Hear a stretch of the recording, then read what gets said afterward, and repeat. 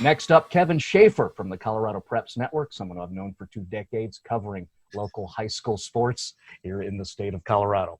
Well, Kevin, we've reached the point now where we do have the calendar that's been put up. It's a 4-season calendar giving up all the sports. So immediately when you look at that, what are the reactions? Well, it's going to be hard, I think, on some small schools around the state. There's no right answer in this, Marty. That's the biggest takeaway I have here is I think Chaz should be applauded for trying to get all the games or all the sports in. I think they've accomplished that. I'm a little bit concerned about condensing so many seasons into a 5 or 6 month window as opposed to 9, which we normally have. But again, right now, pending some changes down the road that I think will be coming, we all have a chance to play. And I think that's the sentiment we're getting from coaches around the state is that, hey, it's not perfect, it's not ideal, there are some glitches, but at least we can play. Yeah, we all saw the reaction on Twitter, and then, with phone calls and the text that we were fielding is especially I'm dialed in with football coaches, is at least you have something, right? You're not denied. You do get an opportunity. So that's a good right. thing. And that seems to be what Chassa was trying to make sure is everybody even gets a little bit to play. Right, and it's going to be condensed, but again, you still get the chance to play for your team. And I'll be honest with you, about a month ago, I thought we would have a chance to play football and volleyball here in the fall. I thought the numbers were getting a little bit better. The surrounding states, except for New Mexico, were making decisions to play in the fall. And so I thought there we would have a glimpse and maybe a chance to play here in the fall. And even if it was a condensed season or pushed back a little bit, I thought we would play. And then over the last 2-3 weeks, I started getting inklings that we're probably going to get pushed back to the spring if we get a chance to play at all. And my concern is numbers change. Virus will take maybe a second outbreak and we don't even get a chance to play. And that's another takeaway I have from this. Everybody might be getting concerned, happy, sad, whatever the response is about this situation. I would tell them it's not set in stone. I think we've got a long way to go from here before January when we start up kind of full speed again. A lot of things can happen. So what we said yesterday through Chazza and maybe some more details out yet this week, that's going to change, I think, between now and then, good or bad. Yeah. I mean, we're on the same page with all that. Is one, the virus is real. What it's taught us through the course of the last 3-4 months is you must be fluid. You must be able to adjust. That's got to happen. So whatever it is, even on, I have a piece of paper in front of me here that has the new calendar. I expect some variation based on what I'm looking at here. It is not concrete. And then, I was like you, with all that I know, and that I even have a nurse in the house, and I've been trying to pay attention. I've been looking around the states. I think I tweeted out, just trying to get a read on what's going on. We have 5 of our bordering states that will be playing fall football. So I thought there was a chance that we could get specifically football and maybe volleyball done. But to see what's happening, I'm not surprised either. Because again, who knows, right? We just don't know. And I think the choice was if you move those sports back, you have a chance to finish, perhaps.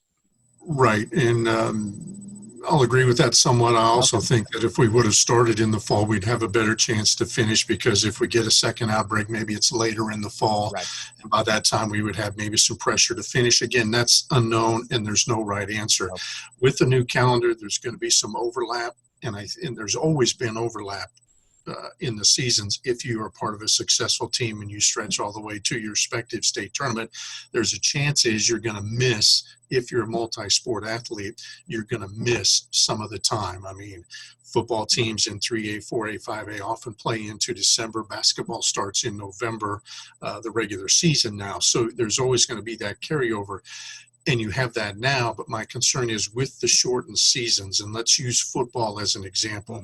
There's seven games is what the plan is now for the regular season, then 8 teams in the postseason. Basketball state tournament ends 2 days after the regular season in football can start. And you've got these small schools. I'll use Lyman as an example. I'll use Sedgwick County as an example. Sedgwick County is going for a 6th consecutive title in 8-man. They have 25 kids on their football team. 10, 11 of them play basketball and are key contributors there. Are they going to give up their basketball season so they can focus on winning a 6th straight title? Not the school, but some of the kids. Lyman, the same scenario. I had a guy tell me this morning that if Lyman plays in the state basketball tournament, their quarterback, running back, tight end, and top wide receiver won't be playing in the first week of football if they go out. Okay, not a big deal. That's happened in the past. But if you miss game 1, then you're not in football shape for game 2. Suddenly your team could be 0-2 with only 5 games left. You may even miss the playoffs, let alone a chance to defend your championship. So that's what some of the schools are looking at. Ray, wrestling and football. Ray's a 2-time champion on the 2A wrestling level, and they fill out all 14 weights. They have a great program. Mm-hmm. Most of those kids also play football. If they make the state tournament in wrestling and all 14 of their kids wrestle in that state tournament, they're probably going to miss game 1, maybe game 2, game 3. Their playoff chances are probably out the window. So again, it brings up some scenarios that we've had in the past, but I think it enhances them because of the shortened regular seasons. Kevin Shaffer from the Colorado Preps Network, and that is one of your bread and butter as you're talking about Lyman, Sedgwick County, and moving around the state, is you have been consistently a champion for non-metro communities and programs. And so, you know, it's interesting that you bring that up. We do have multi-sport athletes. That has been brought up here in the Denver metro area, you know, along the Front Range, Colorado Springs, Fort Collins. You know, even I think of in the football championship, you think of Miles Purchase, also plays hoops for a very good Creek basketball team. You think of Justin Lorenz, who's going to play Washington State football. He played for the Columbine Rebels football team. There's some crossover there, so that applies across the board. But like you're pointing out, is in some of those 3A, 2A, 1A, so on, I mean, it's like entire teams. So that's something that has to be considered. And the reality is that programs will be affected, especially if you're on the back end of the overlap, right? Exactly. And I'll use another one, Fleming girls. Last year, they had 9 girls combined go out for, total, go out for volleyball, and the same 9 almost went out for basketball. They won the state volleyball title and were in the Final Four in basketball when that got, canceled. They have their entire roster back. And again, they're going to have that overlap. So my guess is they're going to schedule differently. They're going to cram more volleyball games toward the latter part of the year so they can play all the way through basketball. On the flip side, one of their key girls suffered a knee injury severely at the end of basketball last year.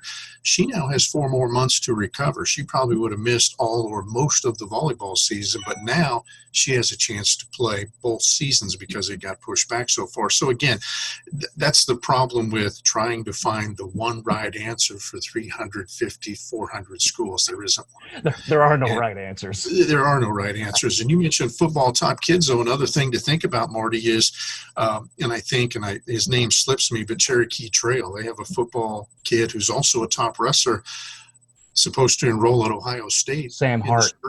Okay. Yeah. And you saw him on Twitter. He's going to transfer, or he's going to early enroll and miss his last senior year of both those sports. And then you've got a Luke McAllister at Palmer Ridge. You've got a Caden Dudley, a wide receiver at Palmer Ridge. Those kids are D1 kids, and they're going to get signed. I think they may have already signed. I don't track that as much as you do, but they have a decision to make. Are they going to come back for Palmer Ridge and try to make it, 4 in a row in their first year in 4A? Or are they going to enroll at their college of their choice and take care of their career down the road? That's a tough choice because high school sports are important. You look back, all the pro athletes will tell you their high school days were among the best, and now these kids are having to make a choice on whether to stay in high school or start off on their next endeavor. I wouldn't want to do that. When you mention it that way too, is that's part of the complexity of all this, right? Is, there is an emotional attachment, which is why everybody does have a right for a react, because this is personal. Right. So there's 2 parts to it. Is one, the emotional react, and then nowadays, yes, there's the business end of it, right? Which is why you're talking about the recruiting. Now you have a bunch of families and student athletes who have to decide how they're going to approach the upcoming 2020 and 21 seasons. If you want to stay on the recruiting part, there are other elements, as you started talking after the calendar was released, that were brought up. Well, the one thing is, my question was, how will it affect kids that haven't signed yet? Will they miss out on a chance with kids from other states that are playing in the fall, that if there's a college coach that says, man, we could offer the kid in Idaho or the kid in Colorado, maybe we should offer Idaho because we got 10 games of film on him and they're not going to play until the spring and we've got to fill up our signee list. Are things like that going to happen? And Jaron Cohen, I know from Ponderosa, you've had him on this before. He went on Twitter last night and just blatantly asked coaches, will you change your recruiting process in Colorado? And they said no. So I don't think that's going to be a big factor. I just brought it up for a discussion point on social media. And the other thing is, with recruiting on that size of a level, it affects 1% at most of the kids. Most of the kids that we're talking about across the state are going to play their last game in high school. As far as sanctioned games. So when we talk recruiting, we're talking about a small range of kids across the state. And so I don't think that has to play a major role in the decision-making on when to play the games, to be honest with you. But it's a point of discussion for some families, especially ones financially who may not be able to get their kids to college without a scholarship. And then that's going to be a big decision for them on what to do. You know, something that fits in that conversation is, it may actually work out in favor of those who perhaps can play FBS ball, you know, Division I level, because if we're going to have college football at those levels in the fall, well, now those coaching staffs are available in the spring to go take a look on site. So that may work in their favor if, of course, we have those FBS college football seasons. Right.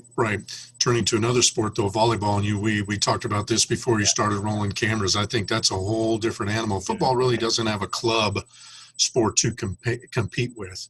Every other sport in Colorado that I'm aware of does, and volleyball is one of them. I mean, I've always been frustrated.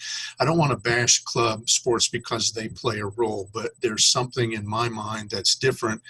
Playing for your school, playing for your community. I'm a small town guy. I played 8-man football way back in the day, so I understand the importance of that, and you lose some of that with club. But there's also a good chance that if you're spotted in club, you have a chance to play at the next level. So there's benefits on both sides, but I think there's going to be some high-level volleyball girls that will have to make a major decision on whether to play for their team at the same time they could be competing in club. And that I think, we don't cover all the sports like you do, Marty. I'm not deep into soccer and lacrosse. I don't know a lot about that, but volleyball is one. And I think we're going to run into missing some kids at the state volleyball tournament whenever it's played this year. Yeah, and you know, I've had some experience around, you know, some of the club stuff in some different sports, and it's not just the high level athletes. There's a lot of the, you know, the future D2s, D3s, NAIA, who go to these tournaments with their clubs. There's showcases and combines that are attached to those tournaments. That's how that business works.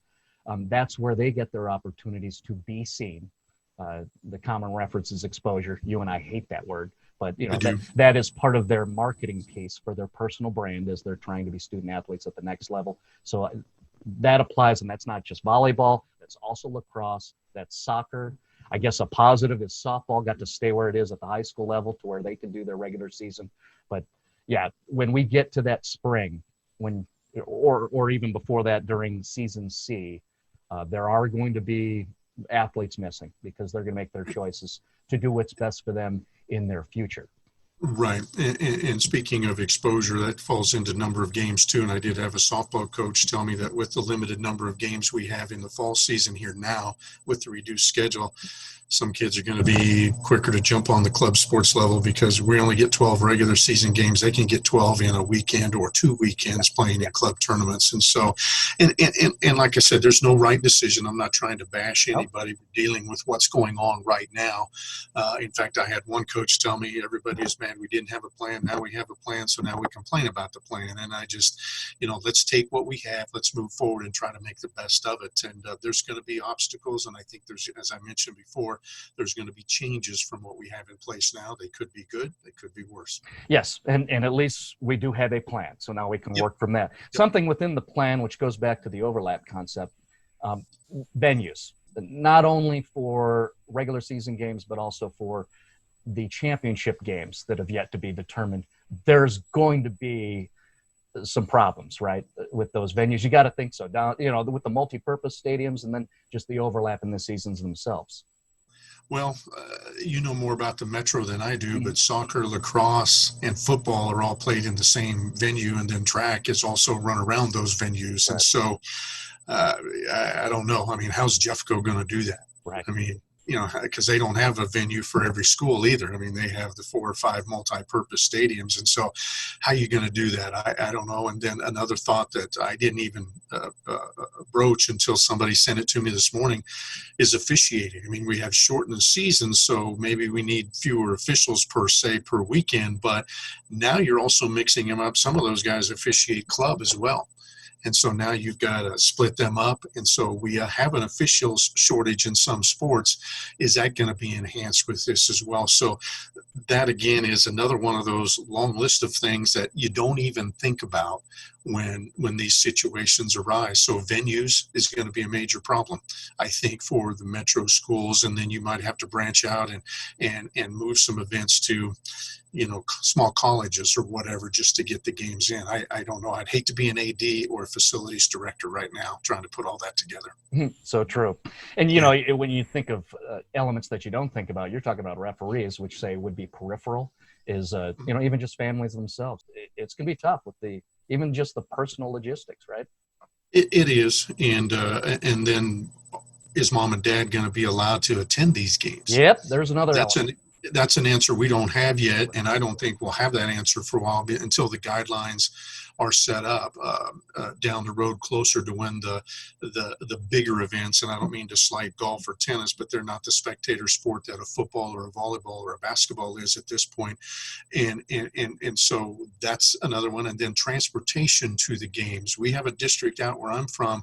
They've made the announcement, Marty, they're not going to transport kids to and from school classes because of the guidelines limiting them to just 10 kids per bus going to and from school. They don't have enough drivers nor enough buses to make that happen. So now, how do you pile a football team or boys and girls basketball teams with JV and C team players together on a bus and take them somewhere to a game? Again, those guidelines haven't been set. I don't expect them to be set until we get closer. But again, that's another one.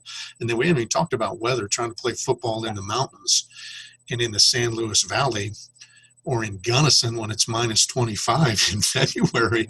I don't know how we're going to get all the kids to all these games, and then if the playing conditions will be safe enough once they get there. Again, I saw you having those exchanges about travel, and I moved further west because I've had some experience with that. I'm thinking of when Durango plays Montrose, and you've got Red Mountain Pass involved after a spring dump. I mean, there's no way the bus is going over that thing. Okay, and then if you're talking football, where are you going to reschedule that in a 7-game season without a bye week? Right. You can't turn around and wait and play it on a Tuesday because you got another game coming on Friday. And football, obviously, you're typically limited to 1 game per week. So, again, there's no right answer. And what works in Denver may not work in Grand Junction and vice versa. But these are going to be things that we're going to deal with. And then if you lose football games, that's going to impact RPI. That's going to affect the playoff picture. And it just, there's so many, right? To use the word snowball, but it's going to snowball downhill, Marty. So again, there's some variables there where we're going to have to come up with how to handle that. And I say we, but it's not me. It's going to be decision makers. Or how do you handle that when it comes up?